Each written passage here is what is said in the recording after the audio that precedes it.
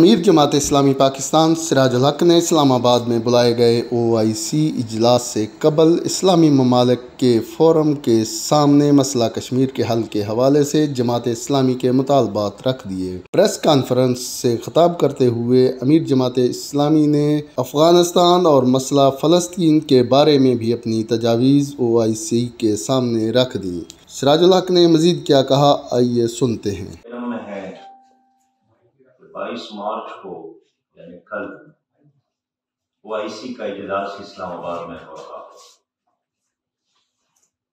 اور میں ضروری سمجھتا ہوں کہ پوری قوم کی طرف سے، اپنی جماعت کی طرف سے OIC کے تمام مہمانان گرامی کو خوش آمدید کہتا ہوں اور خوشی کا اظہار ہم کرتے ہیں۔ پاکستان کے 75ویں سالگرہ کے موقع پر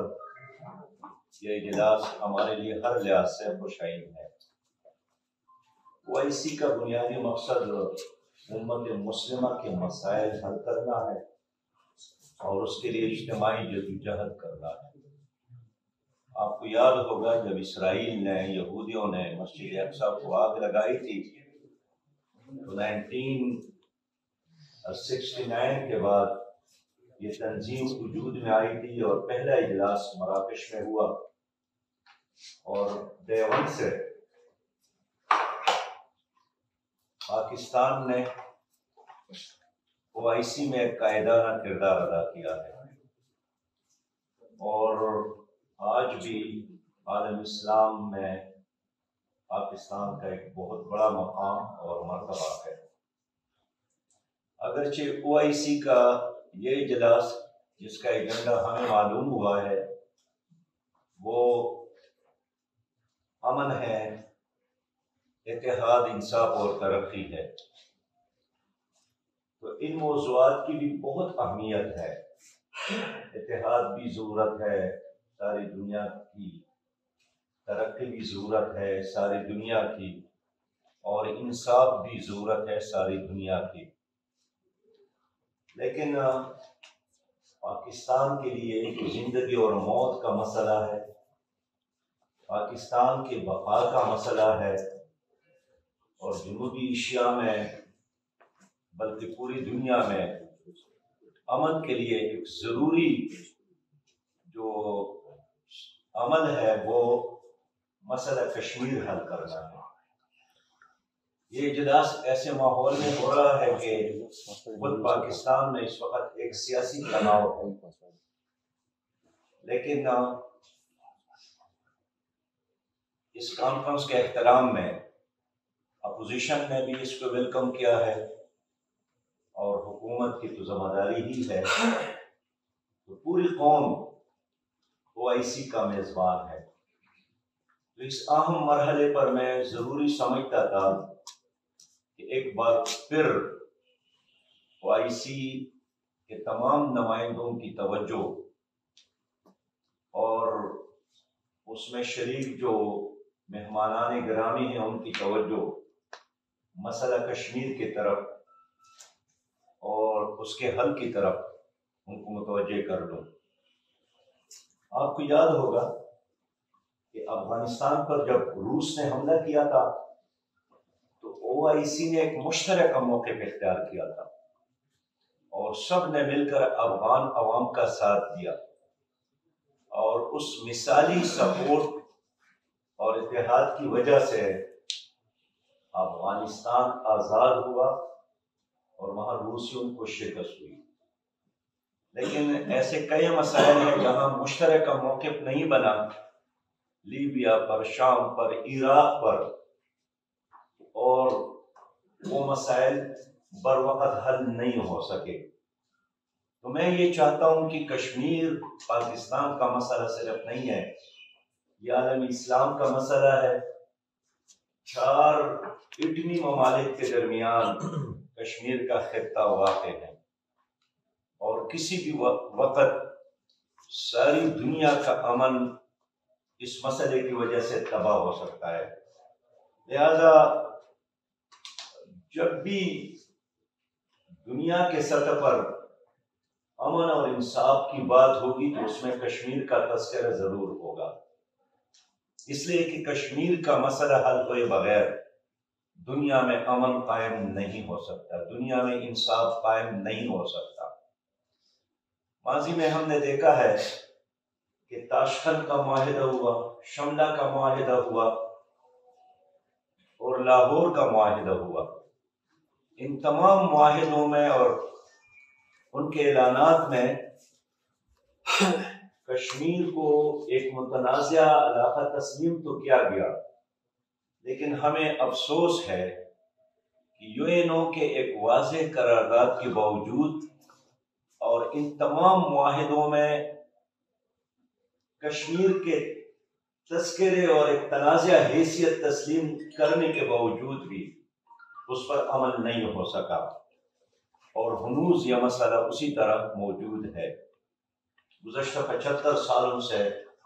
کشمیر کے لوگ جدوجہد کر رہے ہیں۔ آپ کو یاد ہوگا کہ اب تک 5 لاکھ سے زیادہ ہمارے کشمیری بھائی شہید ہو گئے ہیں، اور اس وقت بھی تقریباً تمام سیاسی جماعتوں کے زعماء کشمیری قائدین جیلوں میں ہیں، اور خود بین الاقوامی اداروں کے فراہم کردہ معلومات کے مطابق مقبوضہ کشمیر میں 100 لاکھ سے زیادہ بچے یتیم ہو گئے ہیں، 24,000 سے زیادہ ماؤں بہنوں اور بیٹیوں کی عصمت دری ہو گئی ہے، اجتماعی عصمت دری ہو گئی ہے، 1,64,000 سے زیادہ لوگ قیدوں میں گئے ہیں، 1,10,000 طلبہ اور طالبات اٹھائے گئے ہیں، جو گمنام قبریں دریافت ہو گئے ہیں ان سے بھی 5,000 سے زیادہ لاشیں وہ قبروں سے نکالی گئی ہیں، جو اجتماعی طور پر انڈین آرمی نے ظلم اور جبر اور تشدد کے نتیجے میں اس کو دفنایا تھا۔ لیکن اس سب کچھ کے باوجود ایک دن کے لیے کشمیر کے لوگوں نے آزادی کے لیے جدوجہد کو بند نہیں کیا۔ جناب سید علی گیلانی ہو، جناب اشرف صحرائی ہو، ان کے جنازے جیل سے نکلے، اور اس وقت بھی ساری سیاسی قیادت وہ جیلوں کے اندر ہے۔ تو میں مناسب سمجھتا ہوں کہ پاکستان کے لیے تو یہ زندگی اور موت کا مسئلہ ہے ہی۔ پاکستان میں جو 5 دریا ہیں اس میں 4 دریاؤں کا پانی کشمیر کی طرف سے آتا ہے، اور خود قائد اعظم نے بالکل صحیح فرمایا تھا کہ یہ پاکستان کا ایک شہ رگ ہے۔ جناب ذوالفقار علی بھٹو صاحب نے 1000 سال تک لڑنے کے لیے اعلان کیا تھا، لیکن ان تمام اعلانات کے باوجود اب تک کشمیر کو آزادی نہیں ملی۔ لہذا اس موقع پر میں OIC کے تمام ممبران سے یہی مطالبہ کرنا چاہتا ہوں کہ جس طرح نائجر کانفرنس 2020 میں OIC نے ایک اعلامیہ جاری کیا تھا اور ایک مشترکہ متفقہ قرارداد سامنے آئی تھی، ان قراردادوں کو عمل درآمد کرنے کے لیے ایک عملی دائرہ عمل اب ہونا چاہیے۔ ہمارا مطالبہ یہی ہے کہ جو آپ لوگوں نے طے کیا تھا اس پر عمل کب ہوگا؟ حالات کا تقاضا ہے کہ جس طرح روس نے یوکرائن پر حملہ کیا اور یورپ نے مل کر امریکہ سمیت انہوں نے روس پر اقتصادی پابندی لگائی، اس لیے OIC کے اس اجلاس میں ہمارا مطالبہ ہے کہ انڈیا کو جارح قرار دیا جائے اور ان پر اقتصادی پابندیاں لگایا جائے، اس لیے کہ گزشتہ 5 اگست 2019 کے بعد انڈیا نے ایک سازش کے تحت لاکھوں اپنے باشندوں کو، شہریوں کو مقبوضہ کشمیر منتقل کرنا شروع کیا، اور ان کو ڈومیسائل ایشو کر رہے ہیں، ان کو زمینیں الاٹ کر رہے ہیں، اور حقیقت میں یہ استصواب رائے کو ناکام بنانے کی ایک سازش ہے تاکہ مقبوضہ کشمیر میں مسلمانوں کی آبادی کو اقلیت میں تبدیل کیا جائے۔ تو ہم OIC سے یہی مطالبہ کرتے ہیں کہ اس منتقلی کو اور مسلم اکثریت کی آبادی کو اقلیت میں تبدیل کرنے کی سازش کو ہر صورت میں ناکام بنایا جائے۔ ہم شکر گزار ہیں کہ OIC نے ایک اجلاس میں ایک رابطہ گروپ تشکیل دیا تھا۔ اس رابطہ گروپ نے اب تک مقبوضہ کشمیر کا دورہ نہیں کیا۔ ہمارا یہ مطالبہ ہے کہ وہ مقبوضہ کشمیر کا دورہ بھی کرے اور وہاں جو انسانی حقوق کی وائلیشن ہے وہ اپنی آنکھوں سے دیکھے، اور پھر آنے والے دنوں میں UNO کا جو سالانہ اجلاس ہو رہا ہے، ہماری تجویز ہے کہ OIC اور UNO کے ساتھ مل کر ہندوستان کو مجبور کرے کہ UNO کے قراردادوں پہ عمل درآمد بھی ہو، اور 5 اگست 2019 کا جو اقدام ہے اس کو واپس بھی لے لے، اور تمام سیاسی قیدیوں کو رہا بھی کر لے، اور خود OIC اس پوری کیس کو لیڈ کرے، کہ تماشائی بھی نہ بنے، مدعی بن کر اس پورے کیس کی قیادت کرے۔ میں اس مرحلے میں یہ بات بھی کرنا چاہتا ہوں کہ خود ہندوستان کے اندر 20 کروڑ مسلمان ہیں جن کے وجود کو اس وقت شدید خطرہ لاحق ہے۔ ان کے مساجد پر حملے ہو رہے ہیں، طلبہ اور طالبات پر حملے ہو رہے ہیں، اور BJP کے دباؤ پر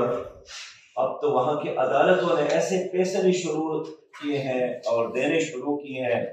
جو ہر لحاظ سے قابل مذمت ہے، کہ انڈیا جہاں 20 کروڑ سے زیادہ مسلمان ہیں، اب وہاں کے خواتین کو حجاب لینے کا اجازت بھی نہیں ہے۔ ہم اس کی مذمت بھی کرتے ہیں اور OIC سے مطالبہ کرتے ہیں کہ ہندوستان میں مسلمانوں کی عزت،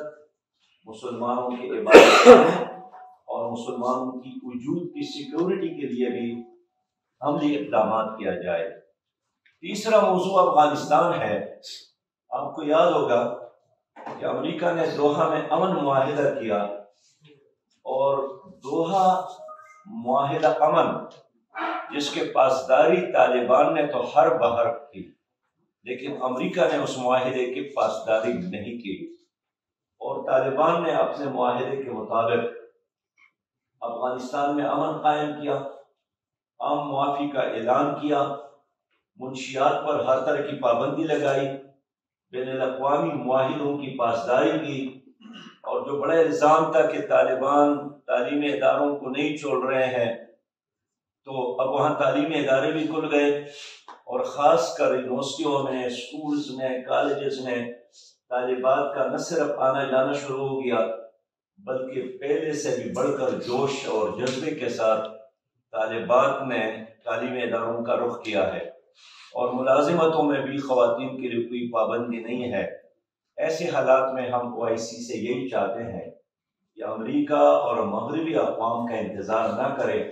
اور ایک قدم آگے بڑھ کر افغانستان کی اسلامی حکومت کو تسلیم کرے، اور پھر UNO میں اس کے لیے لابنگ کرے، اس لیے کہ ایک آزاد خود مختار افغانستان کو تسلیم نہ کرنا یہ اس پوری ریجن کو دوبارہ تباہ کرنا اور اس کے امن کو برباد کرنے کے مترادف ہم سمجھتے ہیں۔ ہم یہ بھی چاہتے ہیں کہ فلسطین بھی عالم اسلام کا مسئلہ ہے، اور 11 دسمبر 1949 کو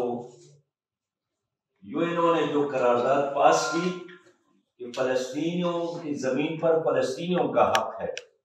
اور جن علاقوں سے ان کو نکالا گیا تھا وہاں فلسطینیوں کو دوبارہ آباد کیا جائے، اور 1949 سے لے کر اب تک 135 بار اقوام متحدہ نے اس کا اعادہ کیا، لیکن آج تک فلسطین میں مسلمانوں کی خودکشی، خود نسل کشی اسی طرح جاری ہے، اور مسلسل فلسطینیوں کی زمین پر یہودی آبادیاں اور بستیاں بنا رہے ہیں، آبادیاں وہاں منتقل کر رہے ہیں۔ میں OIC کے ممبران سے یہ مطالبہ کر رہا ہوں کہ کئی ممالک نے اسرائیل کے ساتھ تعلقات بنانا شروع کی ہے۔ ہم سمجھتے ہیں کہ جب تک فلسطین کا مسئلہ حل نہ ہو اس وقت تک اسرائیل کے ساتھ تعلقات بحال کرنا یہ فلسطینی کاس کے ساتھ وفاداری نہیں ہے، یہ ان کے ساتھ غداری ہے۔